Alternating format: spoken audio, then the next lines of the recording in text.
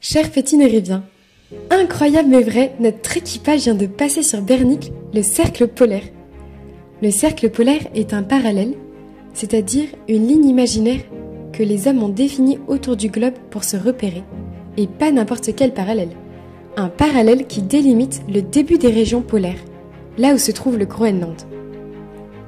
Le grand-père de Briac nous a expliqué dans son carnet qu'au-dessus du cercle polaire en été, il fait toujours jour, même la nuit, ce qu'on appelle les jours sans fin, et qu'en hiver, il fait toujours nuit, même le jour, ce qu'on appelle la nuit polaire.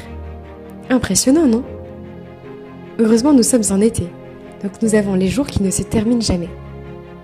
C'est très étrange comme sensation. Nous ne ressentons pas la fatigue et le besoin de nous coucher, alors que nos corps en ont besoin.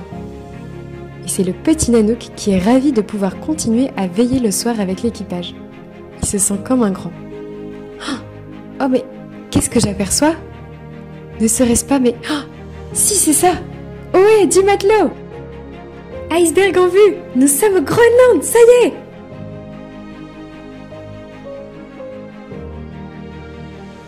Nous avons filé à toute allure avec un bon créneau météo jusqu'au Groenland. Ça y est, nous y sommes. Mais nous avons du mal à le réaliser. C'est presque irréel. Nous voilà donc devant cette terre mythique tant attendue, après de nombreux efforts. Quelle récompense! Un silence de contemplation et d'émerveillement règne sur Bernic. Nous regardons avec nos jumelles les premiers blocs impressionnants de glace que nous apercevons. Certains sont hauts comme la tour Eiffel, d'autres longs comme un terrain de basket. Nous repoussons, avec un bâton que nous nommons une gaffe, les débris d'iceberg et de banquise qui dérivent sur l'eau pour ne pas qu'ils tapent trop fort la coque de Bernic. Il ne faudrait pas faire Titanic.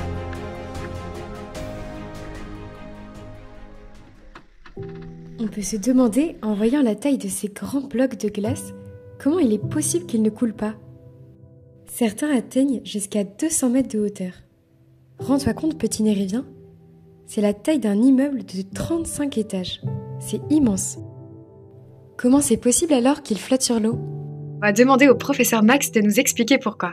Oui, bien sûr. Alors, c'est possible grâce à un phénomène qu'on appelle la poussée d'Archimède. La poussée d'Archimède, c'est une force qui apparaît lorsque l'on plonge un objet dans un liquide, et ce liquide va repousser l'objet vers le haut. Et la poussée d'Archimède vient du savant grec Archimède qui l'a découvert en prenant son bain. Comme quoi, ça peut être utile de prendre un bain. Et en plus de cela, il y a une question de densité. N'est-ce pas, professeur Max ? Si l'objet est moins dense que le liquide dans lequel il est plongé, il va flotter. Par exemple, la glace est moins dense que l'eau. C'est pour ça que les icebergs flottent. Mais savez-vous que l'on voit qu'une toute petite partie des icebergs ? En effet, la majeure partie se trouve sous la surface de l'eau. On le voit très bien sur cet iceberg qui se retourne. La majeure partie de sa glace est sous l'eau.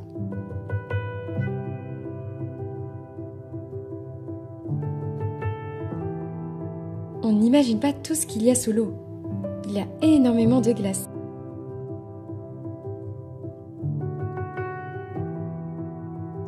Il existe toute taille et toute forme d'iceberg. S'ils sont fascinants à regarder, ils restent très dangereux pour les bateaux, notamment le Titanic qui a coulé en percutant un iceberg. Merci professeur Max pour ces explications. Mais on n'a pas tout fini de comprendre. Comment il se fait que ces grands blocs de glace arrivent sur l'eau ? Ce n'est pas de l'eau qui a gelé et qui a formé donc de la glace à partir de l'eau de l'océan. Non, cela vient d'un autre phénomène. Nous allons regarder ça de plus près. Les icebergs sont en fait des blocs de glace qui se sont détachés d'un glacier. Là, vous pouvez voir, petit Nérivien, un immense glacier que nous avons pu voir avec Bernic.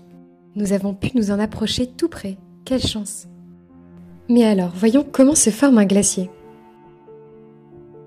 Dans les régions polaires ou montagneuses, quand il neige, la neige s'accumule par couches successives dans les vallées. C'est ce qui forme des glaciers, de grandes masses de glace comme vous pouvez les voir.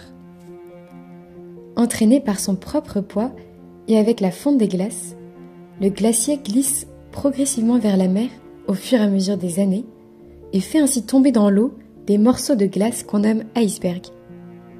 Le mot iceberg vient de deux mots différents, le mot ice en anglais qui veut dire la glace et berg en allemand qui veut dire la montagne.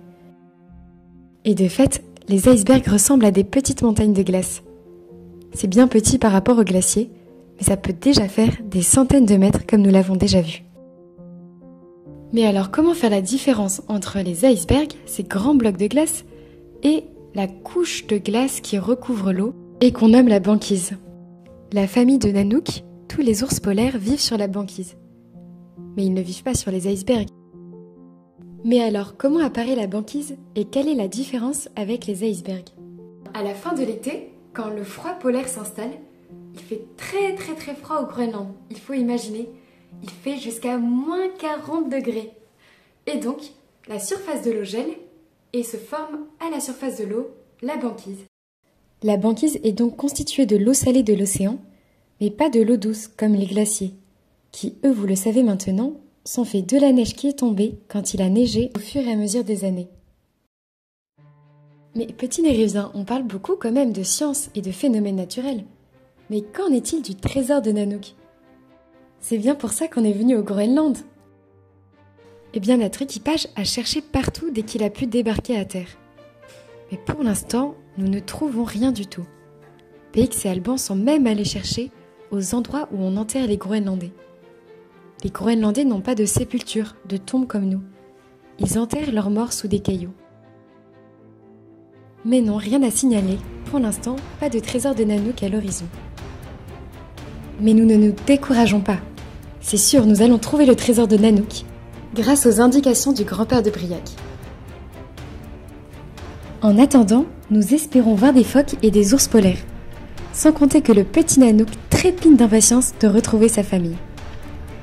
Et surtout, partie moins marrante d'une traversée mais tout aussi importante, il va falloir écoper le bateau maintenant que nous sommes arrivés au Groenland.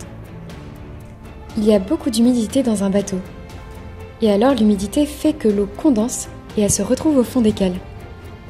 Et bien sûr, pour ne pas être trop lourd et finir par couler, il faut l'enlever. Allez, haut les cœurs! Debout les gars! Il va falloir enlever toute cette eau. C'est parti! Merci petit Nérésien d'avoir suivi encore cet épisode. Vous êtes devenus maintenant des spécialistes du phénomène glaciaire et des icebergs. Bravo! On se retrouve au prochain épisode pour que vous puissiez continuer à suivre l'épopée de Bernick au Groenland.